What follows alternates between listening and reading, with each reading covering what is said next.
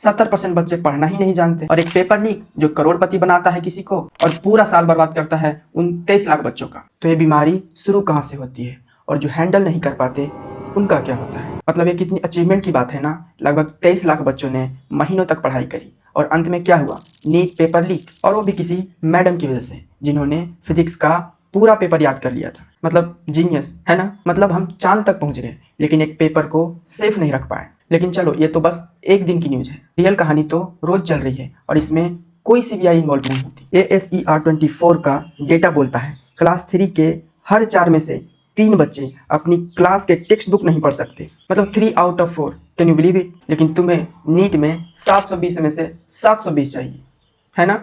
एक सेकेंड रुको, सोचो उस बच्चे के बारे में जो गांव के एक स्कूल में बैठा है, एक टीचर, 47 बच्चे, एक ही रूम, और वो टीचर एक साथ 3 क्लास संभाल रहा है। और उस बच्चे को तो पता भी नहीं है कि कंपटीशन होती क्या है। उसे तो बस ये पता है कि टीचर आज भी नहीं आया। और जब कोविड आया उसके घर में ना तो स्मार्टफोन थे और ना ही नेटवर्क। कोविड में स्कूल तो जरूर ऑनलाइन हुए लेकिन उस बच्चे के लिए स्कूल तो मानो जैसे गायब ही हो गया। और वही 2 सालों में इंडिया की लर्निंग पॉवर्टी 55 से गिर के 70% तक हो गई। ये सिर्फ नंबर नहीं है, ये वो बच्चा है जो 14 साल का है और अभी तक वो ठीक से पढ़ नहीं सकता।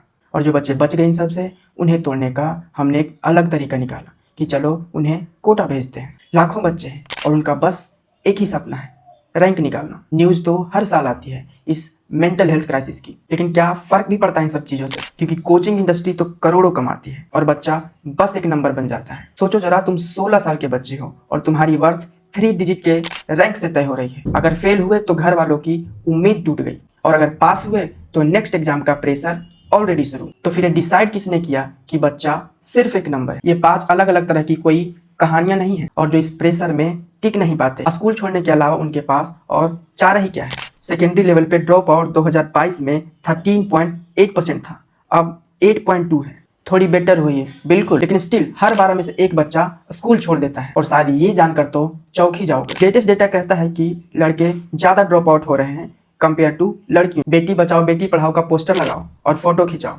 काम तो हो ही गया। लेकिन राजस्थान और यूपी जैसे स्टेट में ग्राउंड पे कुछ भी नहीं बदला है। वहाँ अभी भी लड़की की शादी पहले होती है, पढ़ाई बाद में, अगर होती भी है तो अब सब जोड़ के देखो 10 लाख टीचर वैकेंसी, 70% बच्चे पढ़ना ही नहीं जानते। लाखों बच्चे कोटा में अपनी मेंटल हेल्थ खो के आते हैं। और एक पेपर लीक जो करोड़पति बनाता है किसी को और पूरा साल बर्बाद करता है उन 23 लाख बच्चों का। ये एक ही सिस्टम है और ये सिस्टम फिल्टर करता है हर बार उसी को जिसके पास ऑलरेडी कम है। नीट कैंसिल हुआ और न्यूज साइकिल मूव ऑन हो गई। वो बच्चा जो 47 के क्लासरूम में बैठा है उसके लिए कुछ भी कैंसिल नहीं हुआ। अगर फिर भी तुम्हें भी लगता है कि इंडिया का एजुकेशन सिस्टम टॉप लेवल का है, फिर मैं तो बोल ही नहीं रहा भाई।